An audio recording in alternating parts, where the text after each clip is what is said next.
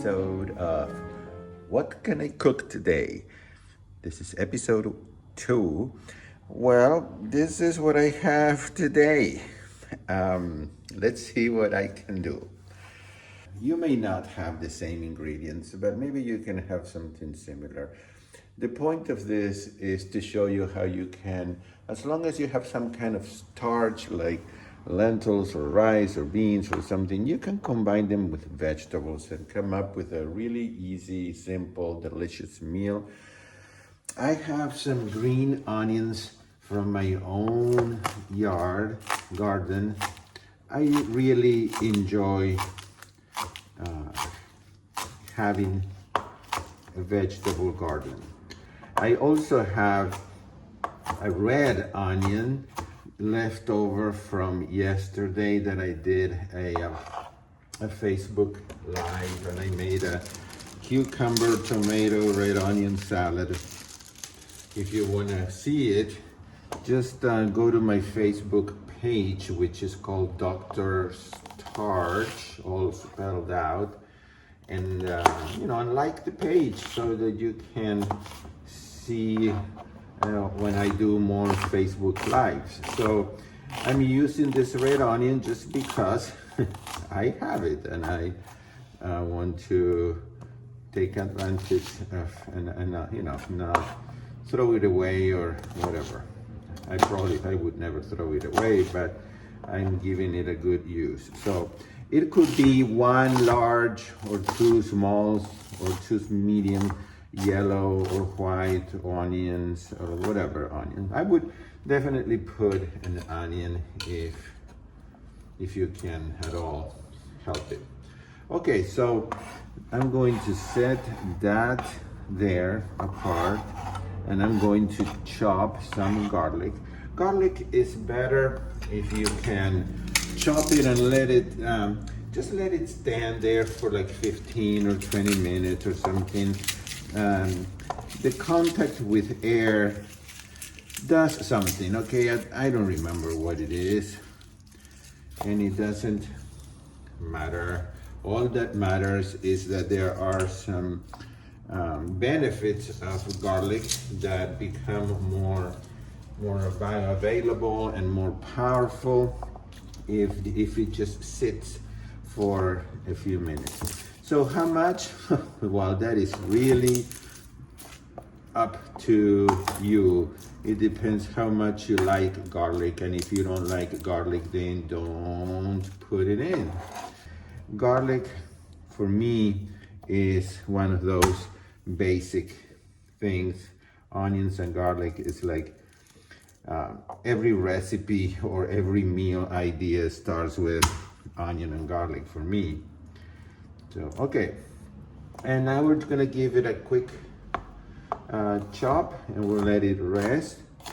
And remember that I run a 7-day program that is to help you finally get on your way to regaining your health and losing weight and keeping it off. It's very practical, and it's working really well for people because we meet every day live, twice a day, and if you can't meet live, you always get the replays, and I show you how to make easy but delicious meals with 3 or 4 ingredients. And we have a plan. We have a very structured plan for the week with everything that we will eat for breakfast, lunch, dinner, snacks, and things that you can use forever, and make this possible because it is simple and because it is inexpensive. And one of the most powerful parts of the program is the group. We're all in this together, and it's always a wonderful group. And group support is, I believe at this point in my 12-year long career as a health coach, is a crucial aspect for success, is to have a group support. Okay, so we're gonna let it rest, and in the meantime, I will get the peppers also chopped. Let me do a little cleanup here. You're just seeing a real meal invention here, because I'm really making it up as I go. I just know what I have available and I make it work. I don't want to go out today. Today happens to be a rainy day, gray day, cold day, and I don't want to get out. So always have some things available in your refrigerator or your freezer, and things that don't go bad, like rice and lentils and beans, so that you can always come up with a good meal. Okay, so I'm going to use red and green bell peppers, but it could be whatever, you know, it could be orange, could be yellow, it could be, maybe you don't have a green pepper, it's okay. I just think that peppers have a strong flavor and aroma, and they add a lot to a meal. So that's why I'm using it. And this is probably one small pepper of each, maybe small to medium. Sometimes I buy the already mixed and frozen 3 colored peppers, and I have it in the freezer. These are just peppers that I bought one day that were on sale, and I bought a bunch, and I washed them and cut them and put them in the freezer for later use, and that's what I'm using today. All right, so here we have the peppers chopped, the garlic, the onion. I'm just going to give it a quick saute, a very quick one. So I'm going to put them in this soup pot.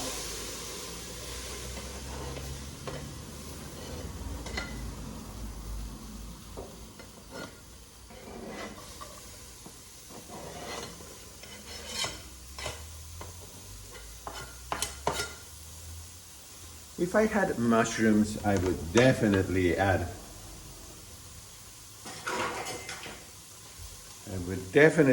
Some mushrooms, but I don't. So today I'll have to do without any mushrooms. And I made a little mess, so wipe it off. And the other thing I have is some peas, probably that's a cup or a little bit over a cup. And I have these 2 carrots that I'm going to chop while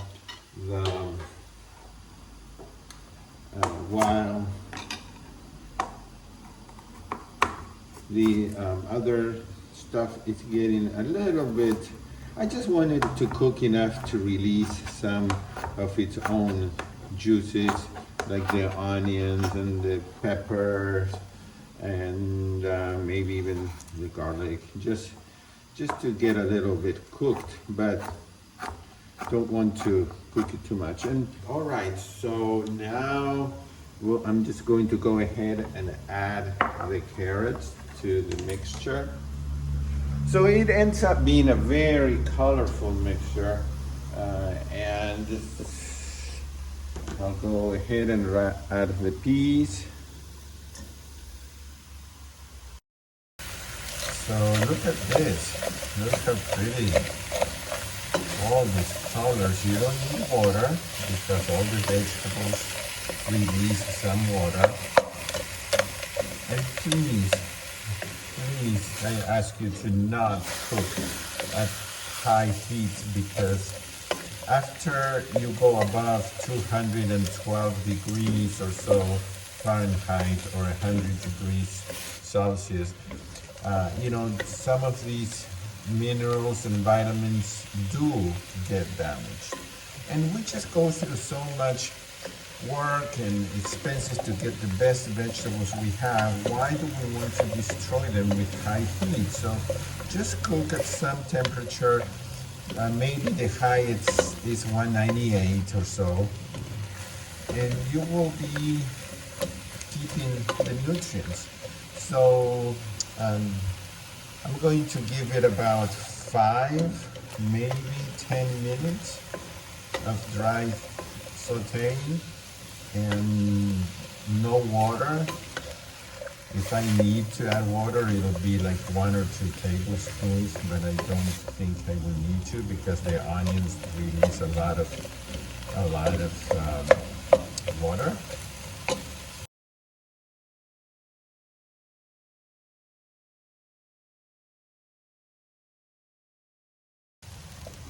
Okay, about 6 minutes have gone by. Still no water needed. It is at low temperature.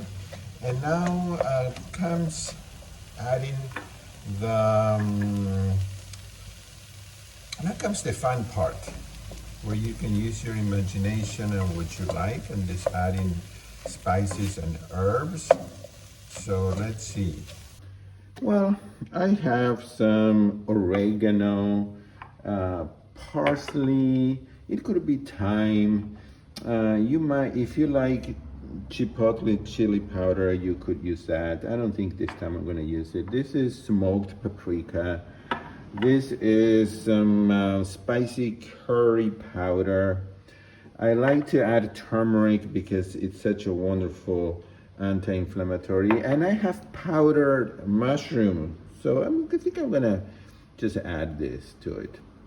But anything, okay? So the rule is to start with a teaspoon and then taste later and see. It's better to start with less than to add too much. I kind of know what to add. Like oregano, I can add a tablespoon, no problem, okay? So I'm adding a tablespoon of oregano. Parsley is also usually not an issue, so I'm going to see how much I have here. Yeah, so that's another almost tablespoon of dried parsley, but it could be fresh. The other thing that I can add a tablespoon of is the smoked paprika because it's so good. It will make any meal taste like a chef meal when you add smoked paprika. So that I can add for sure. And now turmeric, I will add a teaspoon or maybe a slightly less than a teaspoon of turmeric. Beautiful color. And I will add a teaspoon of curry, but if you don't like curry, choose something else. Maybe you have the Mrs. Dash combinations. You can use one of those or any other. But since this curry is kind of strong, I'm gonna add a teaspoon and then see what happens. Then I'm gonna taste it, and if it needs more, I will add more. And this is optional just because I have it, but you really don't need it unless you have it or want to get it, is powdered mushrooms. And this is, let's see how much this is. This may be also a teaspoon.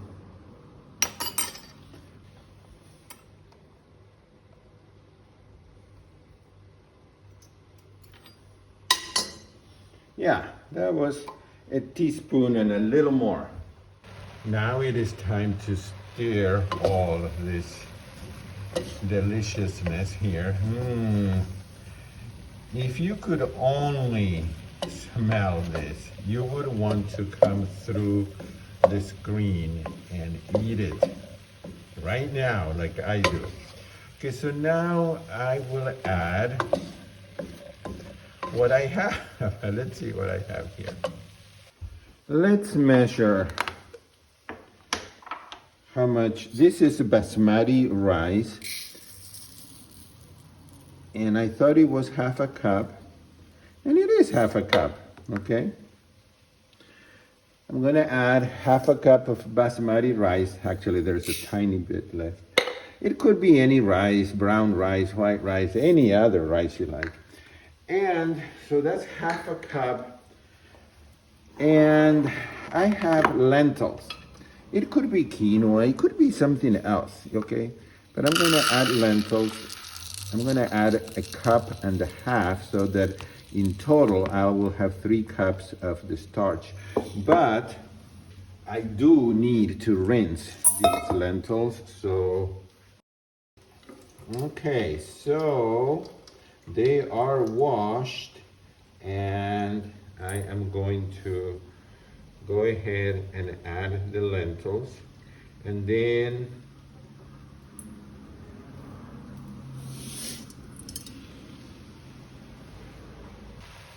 okay, let's just mix it a little bit. Oh, wow, all the vegetables and the lentils and the basmati rice. I think this is going to turn out.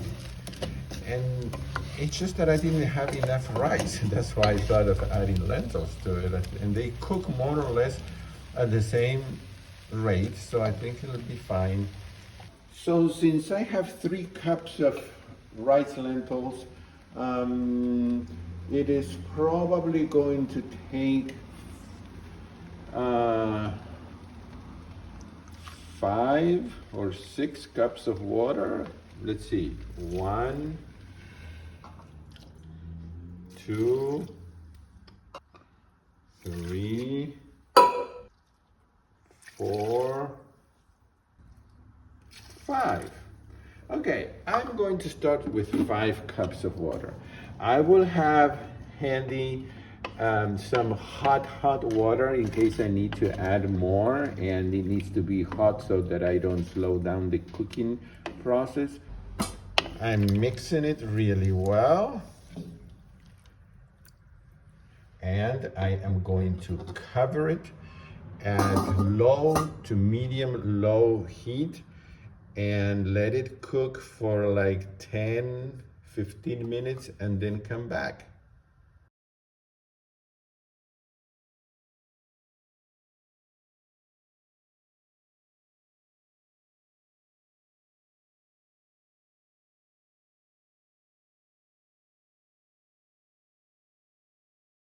Okay, 15 minutes have gone by and it is beautifully cooking.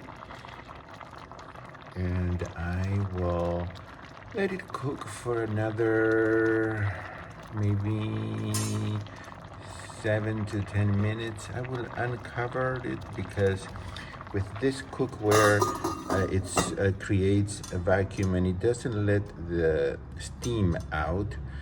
So I want to see if there's some of the steam, if it'll start to dry out. And also it's cooking at less than 212 because this valve tells me when it starts clicking that it's getting close to, so now it's fine. And it's cooking evenly because this cookware gets hot all around it the same way. If you're interested in this cookware, send me an email to info@plantemas.com and I'll tell you how you can get this and some pieces for free, including the food processor. Okay, so I'm not gonna touch it, and I will let it cook for another 7 minutes or so, and I'll be back. Okay, after about 7 minutes, this is what it looks like. I am just going to taste it to see if it's cooked.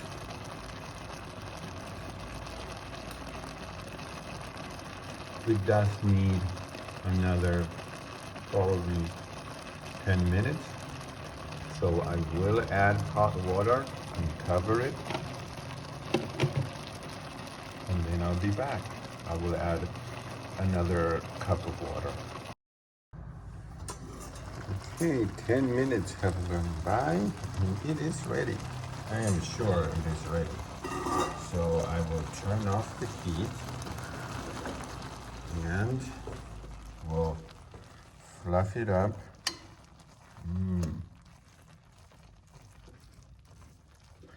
And I would leave it in the pot covered because this keeps the heat inside so that the rice and the lentils will continue to absorb water.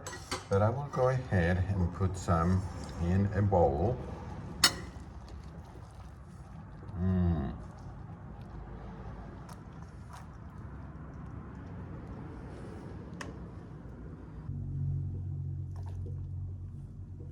And right there I have chickpeas that are soaking, and that's going to be for another meal. I don't know what it will be yet, but I'm sure I'm going to make hummus. So now you can add your favorite salt-free substitute. I am using Benson's Table Tasted, but you could use any other. And this is optional, but if you wanted to add like a teaspoon of nutrition or yeast, you can. And mix it really well. And we will see how it came out. It definitely smells wonderful, so let's see.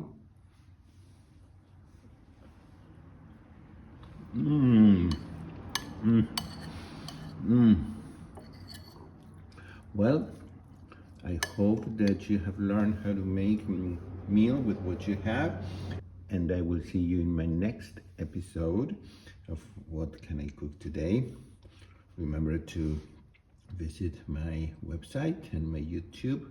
Go ahead and subscribe and click on the notification bell, and visit my Facebook page, which is Dr. Starch. Until next time.